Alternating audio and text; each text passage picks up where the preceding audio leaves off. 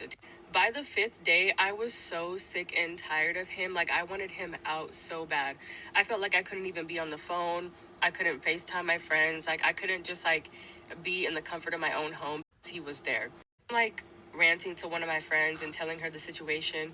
And she's like, girl, you should ask him when his flight is, because when is his flight?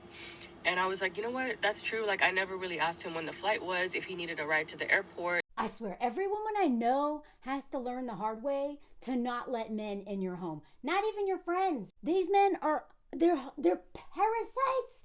That story, I'm gonna link it here. Go watch it. It amazes me how common it is for women to just give and give and give and show up for people. But when we show up for men, they do not reciprocate. All they do is exploit us. Now, I will say this as somebody who has a few male friends that are amazing. It is only after weeding through so many that suck and exploit.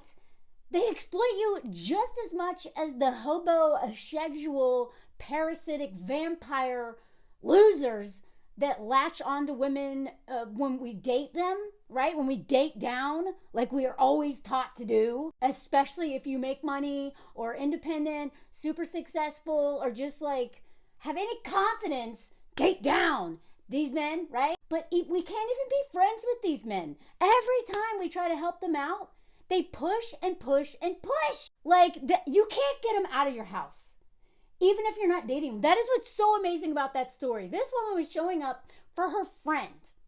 And he go watch the whole story. He said he was going to be 2 weeks because he's moving, has his whole new career, whatever. And she shows up for him and not only lets him stay in her place for 2 weeks, but he's going to take him to the airport. What? You know, do the things that friends do. But men never do that. How many men have taken you to the airport and didn't want something in return? If they weren't your boyfriend or whatever. A couple male friends who would and have. But that's after having so many male friends in my life just fail me. And either they exploit you or they just disappear. Oh my God, he's so like over this. But that's because he's a king baby, so he can relate. They either exploit or they disappear. That's what most men do, right? Like when it comes to showing up for women especially, but even each other. They make terrible friends to each other too. But they know that women have been conditioned to give and give and give and give. And that we just give them the benefit of the doubt. It never occurs to us like, that dude, he didn't even buy his flights. He was like, oh, by the way, can I stay a couple more weeks? And here's the thing.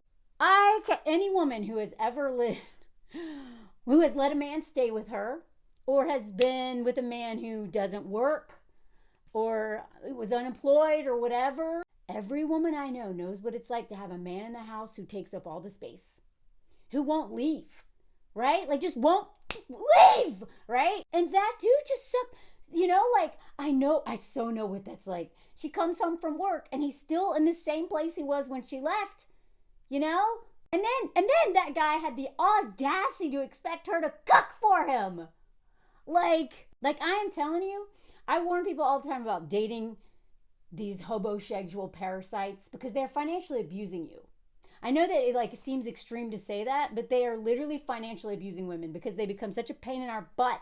And they, my ex literally didn't pay rent once, didn't pay for any utilities, didn't do it. He just moved in while I was on family vacation and then I couldn't get him out. Now, I'm not saying that women aren't capable of doing this, but I swear to God, most of the women that I've ever met, if they stay with someone, they're like, oh, can I help? Can I cook? Can I clean? If a woman's state was in that position, most of the women, not all, okay, a lot of women, while he's away at work, would have cleaned his whole house, right? And had dinner waiting for him because it's such a favor to let us stay there. And then they still expect us to sleep with them even if they're just our friend. It's not that, I'm not saying don't do nice things for men, but do not do nice things for men who haven't earned it. The benefit of the doubt that we give men is one of the reasons why we get so exploited. We just assume that everything is in good faith. We just assume that because we would not do that they're not going to do it to us. And of course they do. Of course they will. How could they not when so many of them have been conditioned by every movie they've seen, all the music they listen to, and every message that they've gotten since the day they were born to think that they're superior. The world was built for them, And they're entitled to everything, including your free labor, your house, your couch, your internet connection, your TV, your food, your labor to make food for them. You know what I mean? Of course they're going to exploit us. I'm not saying all of them do, but you should assume all of them will until they prove otherwise.